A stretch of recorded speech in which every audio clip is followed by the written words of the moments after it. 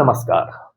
पटना बिहार से मैं Amitabh Kumar Das, IPS 94 batch, और आप देख रहे हैं मेरा अपना यूट्यूब चैनल दास बोले बिंदास। साथियों, इस चैनल में मैं आपको ऐसी जानकारियां भी देता हूं जिनको जानना जरूरी है, लेकिन जिनको ज्यादातर लोग नहीं जानते।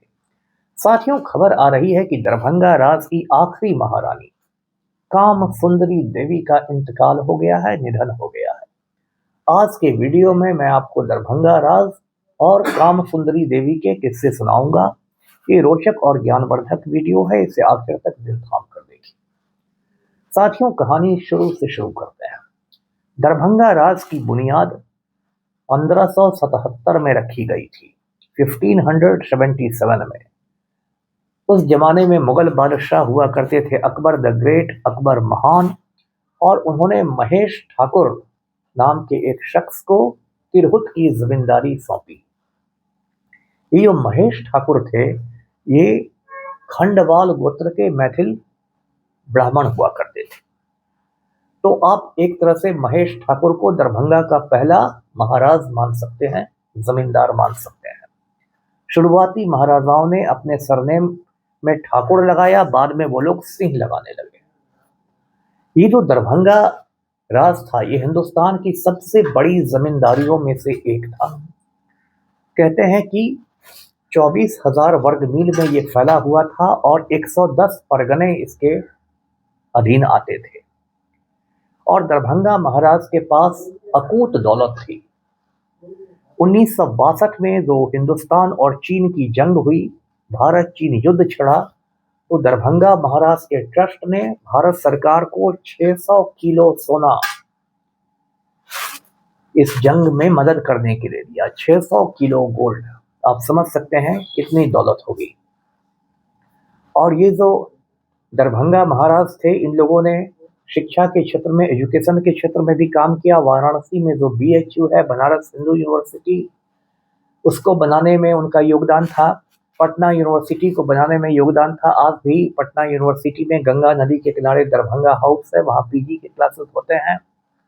दरभंगा मेडिकल कॉलेज को इन लोगों ने बनाया, दरभंगा एयरपोर्ट बनवाया।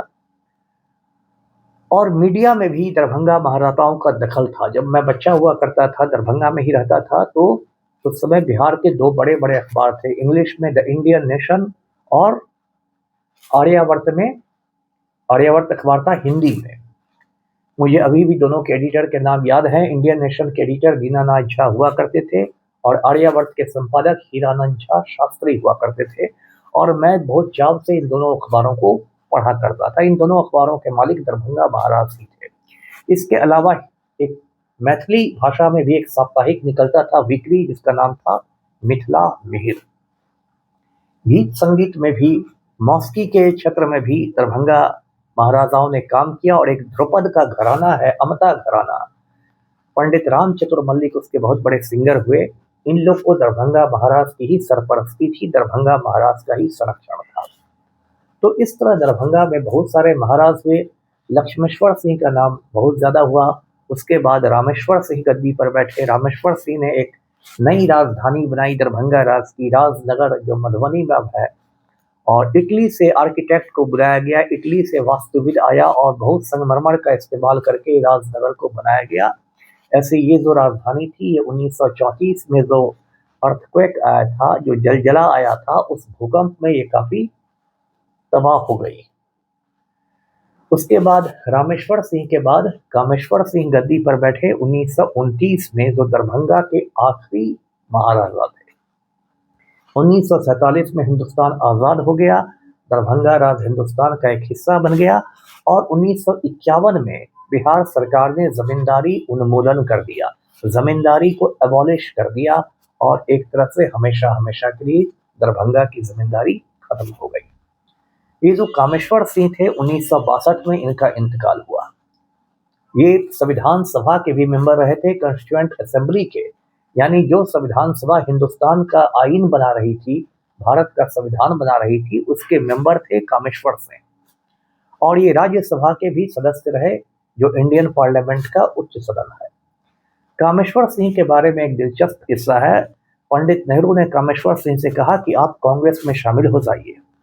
उस जमाने में कांग्रेस में शामिल होने के लिए एक एफिडेविट देना पड़ता था, हलफनामा देना पड़ता था कि मैं दारू नहीं पीता, क्योंकि कांग्रेस गांधी जी के आदर्शों पर चलती थी। और ये जो कामेश्वर सिंह थे, ये पीने पिलाने के बहुत शौकीन थे। हर शाम ये साथियों के साथ बैठ जाते थे दारू पीने के लिए। तो इन्होंने नेहरू जी से कहा कि पंडित जी, इतना बड़ा मैं झूठ कैसे बोल दूं कि मैं दारू नहीं पीता, सब लोग जानते हैं कि मैं दारू पीने का शौकीन हूँ। तो इसके बाद कामेश्वर सिंह कांग्रेस में शामिल नहीं हुए। साथियों, ये जो कामेश्वर सिंह थे, इन्होंने 3 शादियां की थी। इनकी एक वाइफ थी राज लक्ष्मी, फिर दूसरी वाइफ थी कामेश्वरी प्रिया और तीसरी वाइफ थी काम सुंदरी देवी। लेकिन 3 शादियां करने के बाद भी कामेश्वर सिंह निसंतान रहे, बे औलाद रहे, इस्यूलेस रहे, उनके कोई बाल बच्चा नहीं हुआ। और ये जो काम सुंदरी देवी है, जिनकी 1-2 रोज पहले मौत हुई है, ये काम सुंदरी देवी मधुबनी के मगरौनी गांव की रहने वाली थी। और जब सिर्फ 8 बरस की थी तब इनकी शादी महाराजा कामेश्वर सिंह से हो गई। और उसके बाद 1962 में ये विडो हो गई, विधवा हो गई। साथियों, कामेश्वर सिंह के जाने के बाद ये जो काम सुंदरी देवी थी अकेली रह गई और दरभंगा में ही एक कल्याणी निवास में रहती थी। इनके बंगले का नाम था कल्याणी निवास। इन्होंने क्या किया कि एक फाउंडेशन बनाया, कल्याणी फाउंडेशन। लोग कहते हैं कि इन्होंने 30 बीघा आम का बागीचा था, उस आम के बागीचे को बेच दिया और उसके पैसे से कल्याणी फाउंडेशन बनाया गया। ये जो कल्याणी फाउंडेशन है, ये मिथिला की संस्कृति को बचाने के लिए काम करता है। और इस कल्याणी फाउंडेशन ने पुस्तकें भी छापी हैं। मेरे एक मित्र हैं श्री भैरव लाल दास, वो भी कल्याणी फाउंडेशन के साथ काम करते हैं। उनकी भी कुछ किताबों को कल्याणी फाउंडेशन ने छापा है, प्रकाशित किया है। इसके अलावा काम सुंदरी देवी ने दरभंगा महाराज के नाम पर एक लाइब्रेरी बनवाई, जिसमें 15,000 किताबें हैं। तो ये सब काम काम सुंदरी देवी क्या करती थी।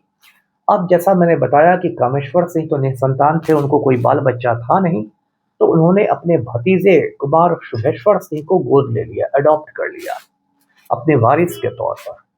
कुमार शुभेश्वर सिंह के 2 बेटे हैं, कुमार कपिलेश्वर सिंह और कुमार रत्नेश्वर सिंह।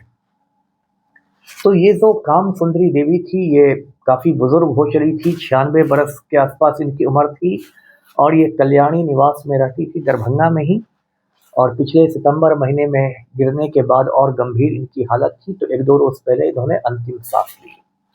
उसके बाद काम सुंदरी देवी का जो अंतिम संस्कार हुआ, उनका जो क्रिमेशन हुआ, वो दरभंगा राज के कैंपस में ही श्यामा माई मंदिर है, वहीं हुआ।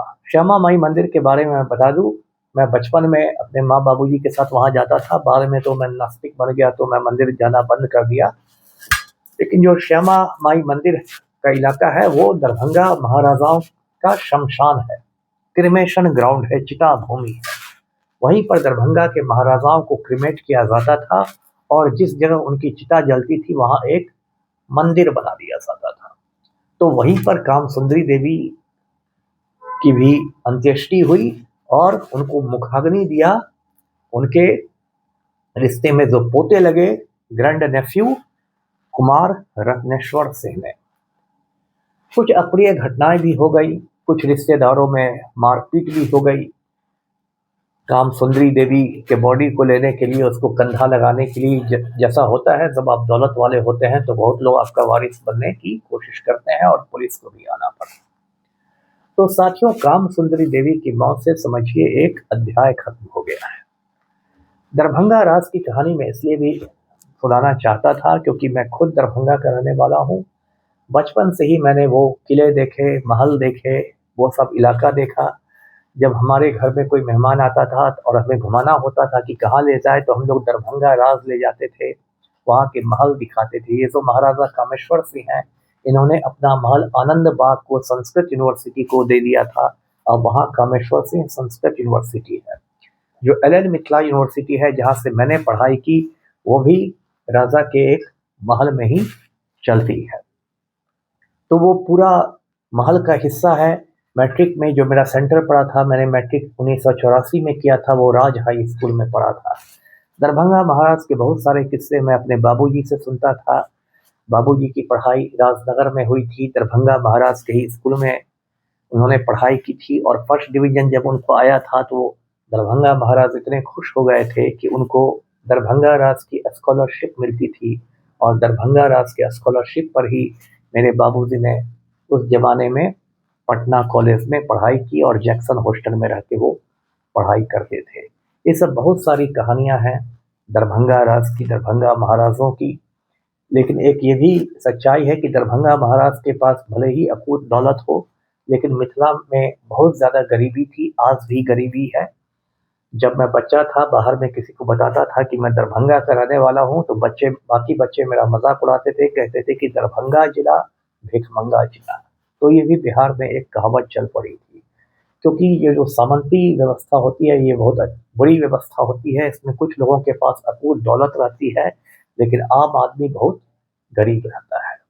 तो साथियों, काम सुंदरी देवी की कहानी यहीं तक। इस वीडियो के ज़रिए मैं उनको श्रद्धांजलि अर्पित करता हूँ, खिराज़े अक़ीदत पेश करता हूँ। वीडियो को लाइक कीजिए, शेयर कीजिए, चैनल को सब्सक्राइब कीजिए। धन्यवाद। जय हिंद।